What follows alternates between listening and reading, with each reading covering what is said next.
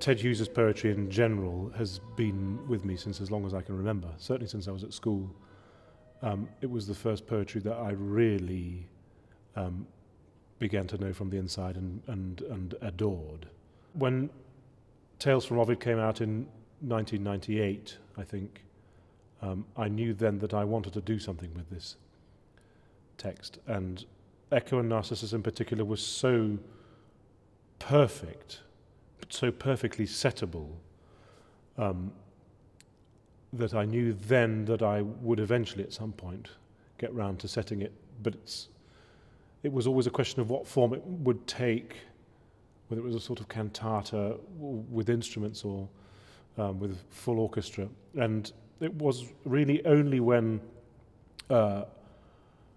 Mark and Pamela and I performed the Janacek Diary of One Who Disappeared that it became clear that this was the perfect format also for my piece. That you have the off-stage chorus of female voices, 3 voices, and in the case of my piece, the voices can be doubled to 6, the tenor, the mezzo-soprano, and the piano. And there were all the people in place needed to tell this incredibly beautiful, simple story, and in Hughes's wonderful, unbeatable language. I have loved you in vain.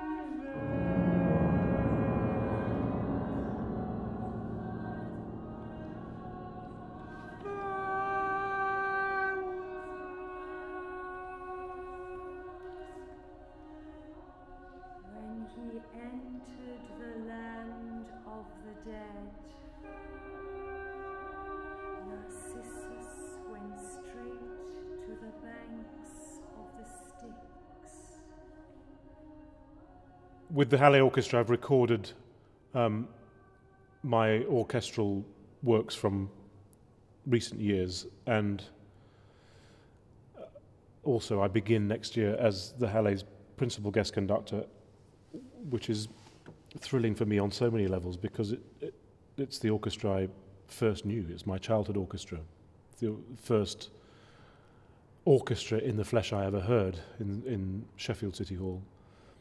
And to have developed this relationship with them is really very special indeed. And to work with them on one's own music is unlike anything else because they play new music with their sound and their colour, which sounds like a very obvious thing to say, but it's not always true of orchestras.